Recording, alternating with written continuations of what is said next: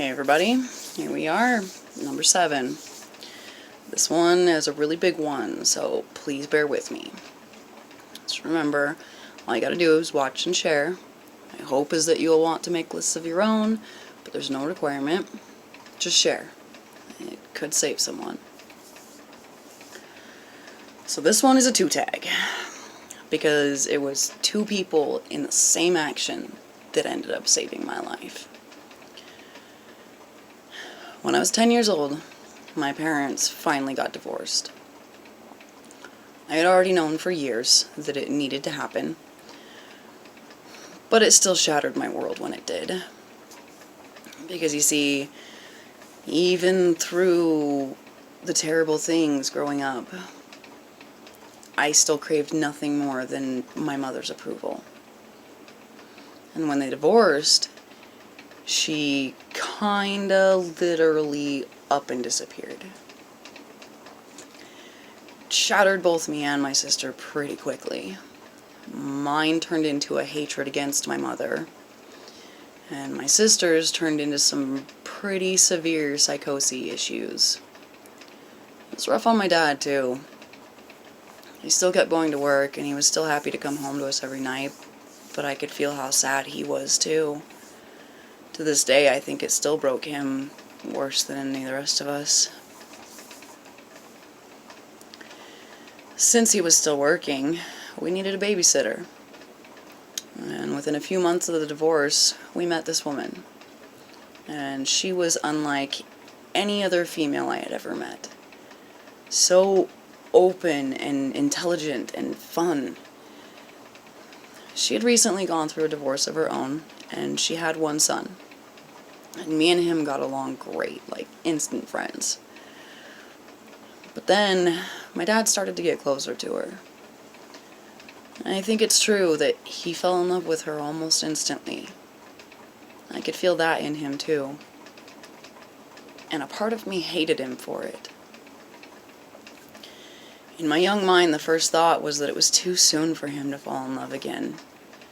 Because she was probably just another bitch that was going to use him and then want to be free when she realized that he was happier not being a wealthy man. My dad measures his wealth in his family, his children. And his life was gold because he had us. Money doesn't mean a damn thing to him in this world, and I adore him for that alone. But regardless of my inner turmoil over it, he fell in love with her, and eventually asked her to marry him. She will tell you to this day that she thought he was joking. He wasn't. And eventually, she said yes. And I instantly hated her a little more. I didn't want another mother. We didn't need one. But I knew my dad loved her. And I also couldn't deny him that chance at happiness. So, being as young as I was, and I had nothing to do with my feelings except act out. So I started doing stupid shit just for the sake of getting into trouble. I can't honestly explain my thought process as to why, except maybe to try to scare her off or something. Either way, it didn't work. I just got myself in more trouble with Dad, and that certainly wasn't what I wanted either. I was just getting more and more sad, more and more angry. There came a day in 5th grade. Out of the blue, for no reason that I could explain, I got a very painful stitch in my side. It sent shooting pains through my whole body every time I breathed. I had called my dad from school telling him how much it hurt and asked him to bring me some aspirin because I didn't want to actually miss school. He gave them permission to give me some aspirin there at school and asked me to try and tough it out if I thought I could. And of course I agreed. Daddy's tough little girl. I barely remember the bus ride home because it hurt so bad. My soon-to-be brother, I think, must have ran off the bus to go get my dad, because I remember vaguely sort of falling off the bus into my dad's arms. and we went straight to the hospital. Before they could even get me in for the x-rays, my dad's new fiance showed up. I was still in so much pain, and she had just gotten her hair dyed. The first thing I said to her was, "I hate your hair." She laughed. She wasn't upset by what I said. She laughed and hugged me, crying, and I literally didn't understand what the hell was going on. I had said that to make her go away, and she laughed and hugged me. I was stunned. After the x-rays, they prepped me for emergency operation. 10 years old, and I was getting my appendix removed. Sweet. Rushed into the OR, and I got to experience anesthesia for the first time. It was soothing, scary as hell all at once. I was pretty sure that this is what it must feel like to die. 10 years old. I was terrified, yet hopeful at the same time that I wouldn't wake up, that this sleep, this emptiness, would hold me forever. It was the perfect way to go, because it left no one to blame. But I did wake up, and when I did, the whole family was there. Now I'm talking grandparents, both sides, aunts, uncles, siblings, cousins, everyone. And as they each hugged me and smiled with me, I asked where my mother was,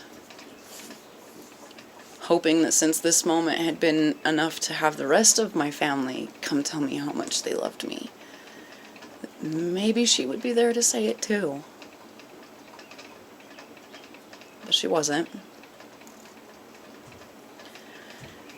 Literally everyone's eyes turned to the floor as my dad explained to me that no one had been able to get a hold of her. They'd even tried going to her house, but she wasn't there. No one knew where she was. I felt so worthless and betrayed. Even with all the rest of the fam right there beside me, I felt empty. A big part of me died inside that day. But it took me many, many years to understand what it was that died and why. So post-op, Doc said I needed to stay at the hospital for a few days under supervision since I was so young and had just undergone anesthesia. Dad still had to work, of course, so he couldn't stay with me. But his new fiancée, the one that I had insulted and had been an asshole to for months, she cleared her whole schedule and found babysitters for the other kids for a few days so that she could be there with me every second.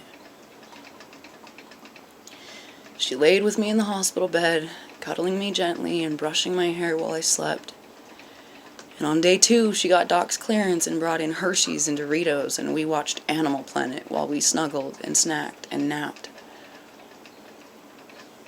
In the middle of the second night, we had been laying all curled together in the bed, and my mother finally showed up in the doorway.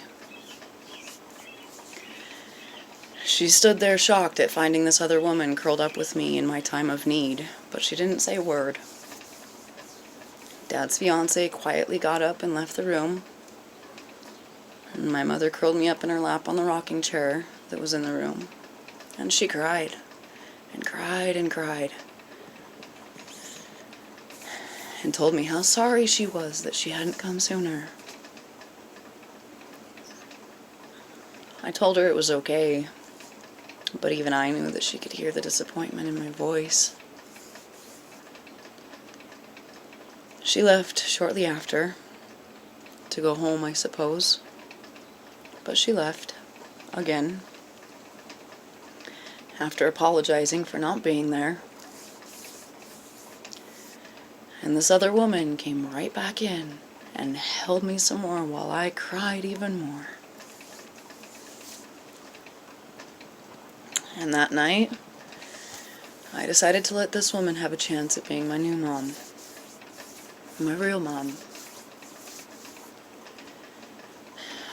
So Mom and Dad, episode 7 is for you both. You both saved my life by getting divorced and then remarried to each other. You both saved my life simply by being there, being the best parents you could possibly be. Thank you for being who you are, for teaching me and raising me and guiding me.